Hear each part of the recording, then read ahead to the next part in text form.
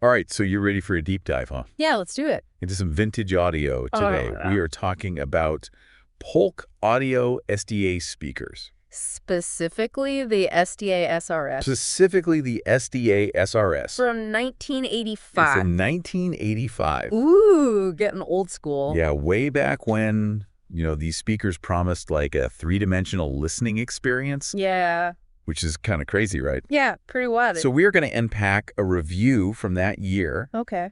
And see what these speakers were all about. I love it. So SDA stands for Stereo Dimensional Array. Stereo Dimensional Array Technology. Yeah, and Polk was really trying to tackle this big problem with stereo sound, which is like how the left and right channels kind of interfere with each other. Right. And they thought that SDA could create a much wider and more immersive soundstage. Okay, now hold on. Back up a sec. Sure. Soundstage. Yeah. I'm not an audio engineer.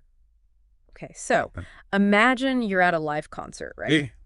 Sound is coming at you from everywhere. You can really tell where the different instruments are coming from. It feels really deep, like you're there. Yeah. That's what Soundstage is trying to do with your speakers. Okay. It's like an illusion of width and depth and exact placement of all the instruments, but in your living room. Gotcha. Okay, so that makes sense. Yeah.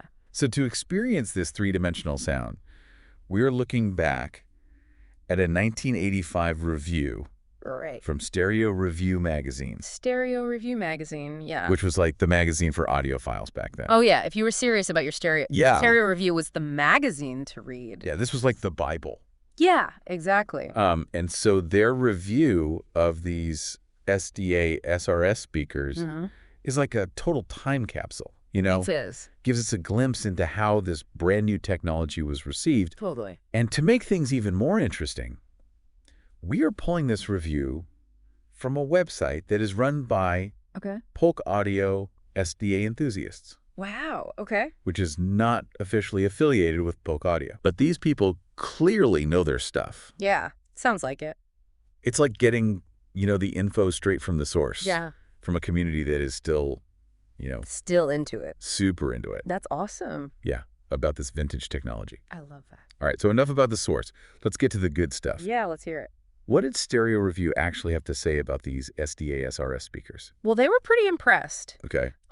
They said these speakers created a really wide and deep soundstage. Wow. They said it was almost like having another pair of speakers in the room. Wow, really? Yeah, and they especially liked how SDA minimized the crosstalk between channels, which gave a much cleaner stereo image. Okay, so that's pretty high praise. It is high praise. But how did they explain this magic of SDA? Right.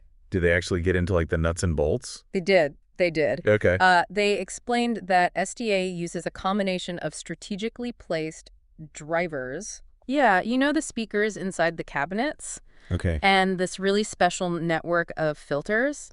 And what this does is it cancels out the interference between the left and right channels. Okay. And basically what happens is your ears are tricked into hearing a much wider, more spacious sound. So it's like an acoustic illusion.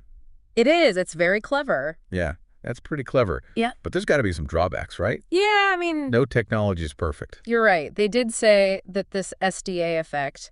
You really only get it if you're sitting in the sweet spot between the speakers. Right. If you move too far to one side or the other, it kind of goes away. Ah, okay. And they also said these speakers are pretty big. Oh, really? Yeah, and you got to be careful about where you put them. Okay. To get that optimal sound. Right. The trade-offs of early audio innovation. Yeah, exactly. But still, it sounds like they were onto something pretty cool. Yeah, definitely. So where does that leave us? I think it reminds us that, people have always been trying to improve speaker technology to get a more immersive sound. Sure. And that's pretty cool. So knowing all this stuff about SDA technology from back in 1985, how do you think speaker technology has changed since then?